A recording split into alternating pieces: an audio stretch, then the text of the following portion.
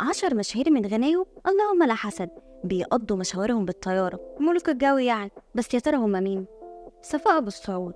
اسمها الحقيقي هو صفاء عبد المنعم أبو السعود، وهي عمرها دلوقتي يجي 74 سنة، ربنا يديها طولة العمر. بدأت حياتها بمعهد الكونسرفتوار، وبعدها دخلت المعهد العالي للسينما. بدأت حياتها الفنية من ستينات القرن الماضي، مثلت وغنت، ومن أهم أعمالها إمبراطورية المعلم، شياطين إلى الإيد، وأعمال تانية كتير خاصة بيها ومميزة لأبعد الحدود. في البداية ترددها إشاعات عن علاقة بتجمعها برجل أعمال صالح الكامل، وفي الحقيقة إنها كانت متجوزة في السر، عشان كده اضطرت إنها تعلن جوازها منه. بالمناسبة هو أحد ملاك شبكة قنوات ART. المهم إن الفنانة صفاء أبو السعود من أول النجمات اللي تمتعوا بفكرة إن يكون عندهم طيارات خاصة، لأن هي بتمتلك 3 طيارات خاصة. هي قررت إنها تعتزل الفن عشان جوزها رجل الأعمال صالح الكامل، وفضت نفسها في سبيل إنها تربي أولادها. سمية الخشاب. الفنانة سمية الخشاب اسمها بالكامل سمية سعيد السيد، وعمرها حاليا يجي 57 سنة. هي في الأساس من اسكندرية، واتخرجت من كلية التجارة. قبل دخولها لعالم الفن كانت بتغني وتمثل، لكن الفنان صلاح السعدني نصحها بإنها تركز في التمثيل وتأجل خطوة الغنى.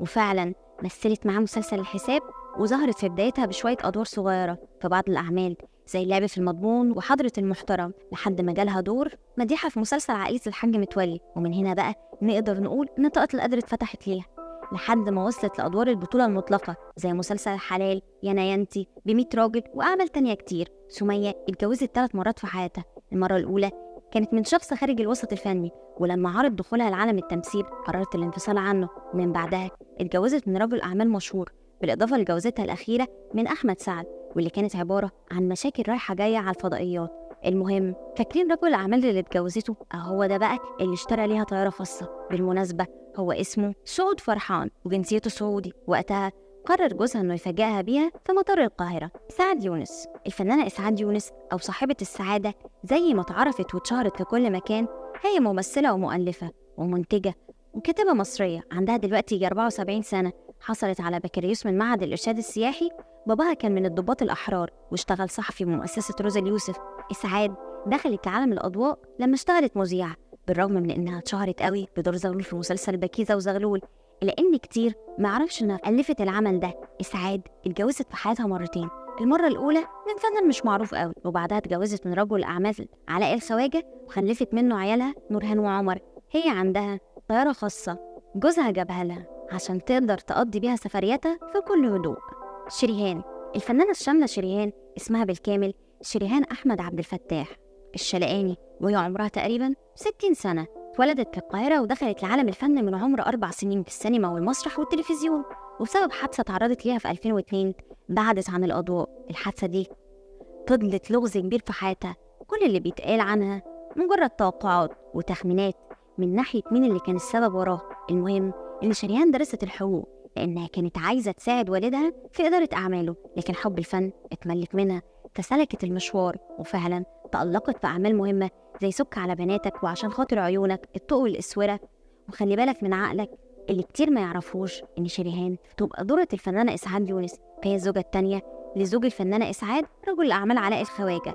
بالمناسبة هم علاقتهم كويسة قوي مع بعض، لدرجة إن إسعاد وقفت مع شريهان أثناء الحادثة اللي تعرضت ليه سنة 2002. بالمناسبة شريهان عندها طيارة خاصة، وجوزها رجل أعمال علاء الخواجة هو اللي موفرها لها. عمرو دياب. عمرو اسمه بالكامل عمرو عبد الباسط عبد العزيز دياب، واتعرف باسم الهضبة. عنده تاريخ فني كبير تقريبا محدش يقدر ينافسه فيه، لأنه أكتر مطرب عربي أغانيه اترجمت لكل لغات العالم تقريبا. عمرو من مواليد برج الميزان، هو في الأساس من بورسعيد. والده كان رئيس الإنشاءات البحرية وبناء السفن بشركة قناة السويس. عمرو التحق بالمعهد العالي للموسيقى العربية، وسجل أول أغنية ليه تحت مسمى هي والزمن، وأول ألبوم ليه كان اسمه يا طريق. في نفس السنة هو اتجوز 3 مرات. أول مرة كانت من الفنانة شيرين رضا، واللي خلف منها بنته نور، واللي غنى ليها أغنية حبيبي يا نور العين. أما بقى جوازته التانية كانت من زينة عاشور، واللي خلف منها عياله كنزي وعبد الله وجنى. أما عن جوازته التالتة فكانت من الفنانة دينا الشربيني، وحاليا هو سنجل. المهم إنه لما بيظهر في طيارات بتكون في طيارات خاصة، والأغلب إنها بتكون من ملكه. الراقصة دينا اسمها هو دينا طلعت سيد محمد، وعمرها دلوقتي 59 سنة. اتولدت في روما، واحترفت الرقص في عمر 15 سنة. وقتها انضمت لفرقة رضا الاستعراضية. هي اتخرجت من كلية الآداب قسم فلسفة، وعملت ماجستير كمان. دينا ما كانتش رقاصة عادية، لدرجة إنها حصلت على لقب راقصة مصر الأخيرة من أحد المجلات الأمريكية. المهم إنها اتجوزت مرتين في حياتها.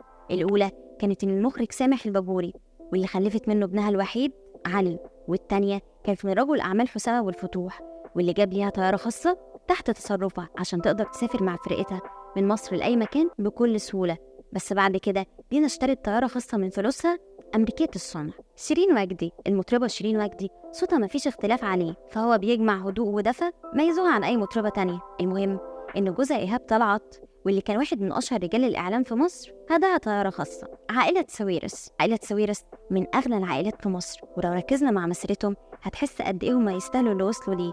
كفاية مهرجان الجونة اللي بينظموه واللي فعلا بيكون من أهم الأحداث الفنية في مصر والوطن العربي كله. المهم عندهم طيارة خاصة.